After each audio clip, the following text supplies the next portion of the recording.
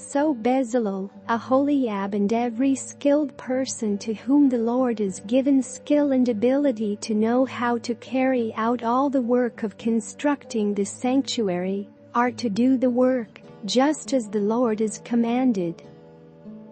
Then Moses summoned Bezalel and Oholiab and every skilled person to whom the Lord had given ability, and who was willing to come and do the work.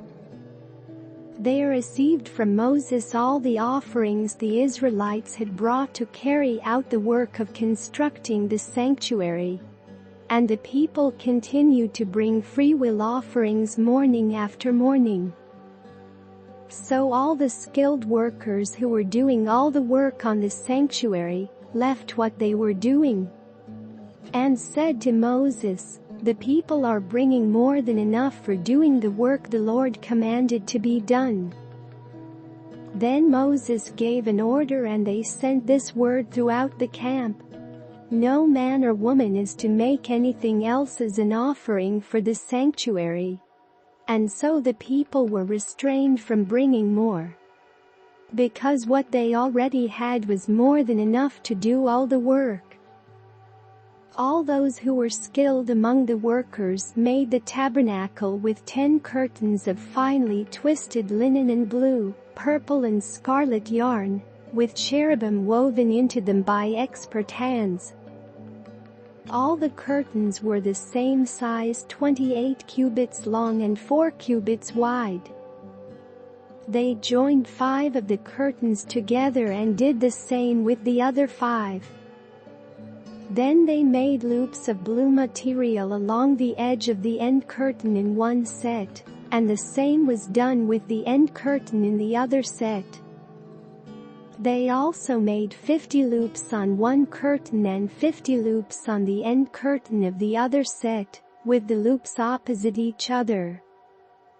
Then they made 50 gold clasps, and used them to fasten the 2 sets of curtains together, so that the tabernacle was a unit. They made curtains of goat hair for the tent over the tabernacle, 11 altogether. All 11 curtains were the same size, 30 cubits long and 4 cubits wide. They joined 5 of the curtains into one set and the other 6 into another set. Then they made 50 loops along the edge of the end curtain in one set, and also along the edge of the end curtain in the other set. They made 50 bronze clasps to fasten the tent together as a unit. Then they made for the tent a covering of ram skins dyed red, and over that a covering of the other durable leather. They made upright frames of acacia wood for the tabernacle. Each frame was 10 cubits long and a cubit and a half wide, with 2 projections set parallel to each other. They made all the frames of the tabernacle in this way.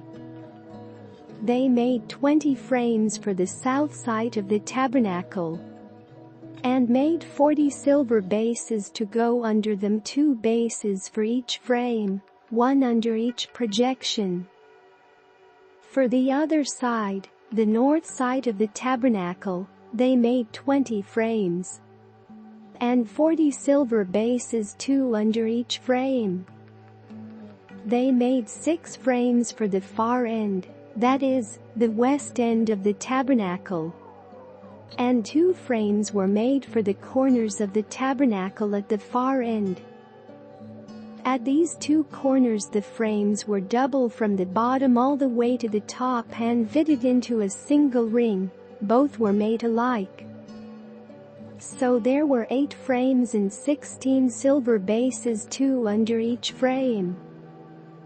They also made crossbars of acacia wood, 5 for the frames on one side of the tabernacle, 5 for those on the other side, and 5 for the frames on the west, at the far end of the tabernacle. They made the center crossbar so that it extended from end to end at the middle of the frames. They overlaid the frames with gold and made gold rings to hold the crossbars. They also overlaid the crossbars with gold. They made the curtain of blue, purple and scarlet yarn and finely twisted linen, with cherubim woven into it by a skilled worker. They made 4 posts of acacia wood for it, and overlaid them with gold. They made gold hooks for them and cast their 4 silver bases. For the entrance to the tent they made a curtain of blue, purple and scarlet yarn, and finely twisted linen, the work of an embroiderer. And they made 5 posts with hooks for them. They overlaid the tops of the posts and their bands with gold, and made their 5 bases of bronze,